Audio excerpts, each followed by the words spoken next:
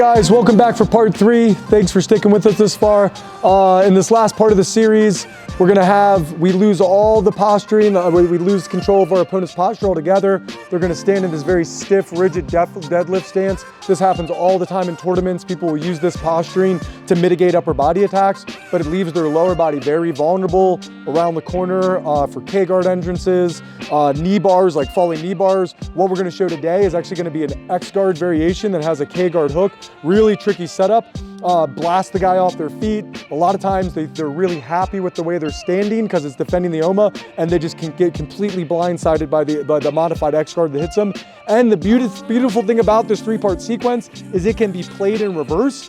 So if the person starts to get teetered from this modified X guard and they start putting their hand down, lowering themselves, we never let go of that initial grip. So when they lower themselves, we can regather their posture, we can re-hit them with the omoplata. The person doesn't like being put sideways from the omoplata. They drive back into closed guard, they go to their knees, they square back up. We can simply just put our hand back up in the collar, start antagonizing with that little Hodger Gracie armbar setup, back on their arm, break down their posture. So when we can run this trap play forwards, using trap plays to drive people into other trap plays, it's just really hard for them to be conscious of all of it. And the fact that we can run it backwards, very easy if we stay chill and kind of keep our poker face on and hand close to our chest, very easy for this person to stumble in and give you an easy sweep over really tough opponents. All right, guys, enjoy part 3. Thanks for following along.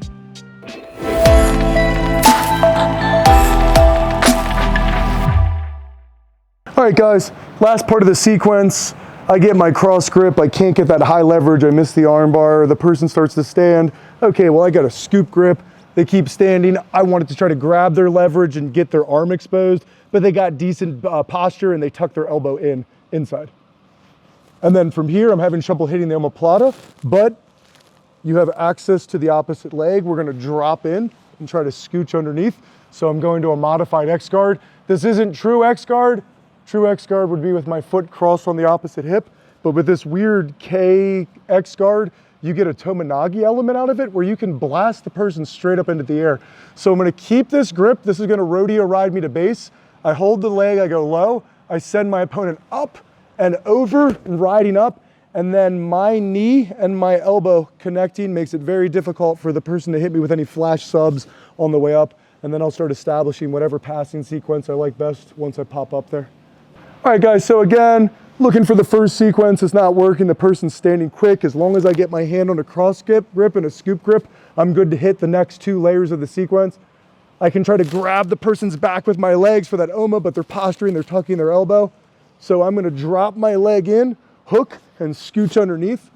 I'm keeping the same gripping, and I'm gonna do kind of an X-guard sweep, but it's a K-guard variant where I'm dropping low, sweeping like X-guard, but instead of my foot being across the hip, it is under their stomach, so you get a lot of lift when you hit this sweep, and then you're riding up, knee and elbow kind of cross, so if the person's trying to throw something up, you have a nice little defensive shield, and then whatever passing sequence you want to start trying to hit after that, keep them on the run.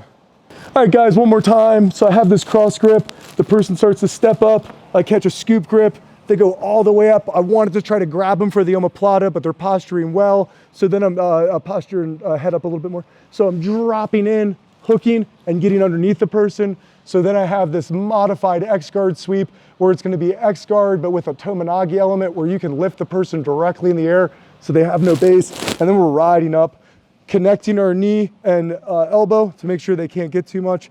And then whatever passing sequence you wanna start trying to hit, start sending it right in at them right afterwards while they're still trying to figure out what the heck just happened.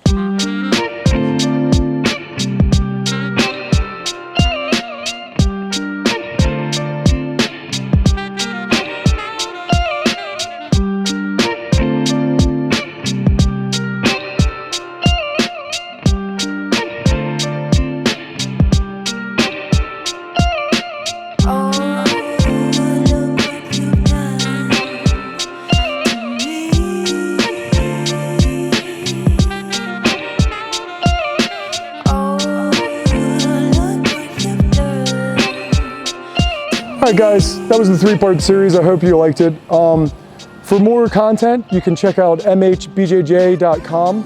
That also has scheduling and times for classes, set up privates there and stuff. And yeah, hopefully we're gonna release more content, and I hope what we showed you guys liked.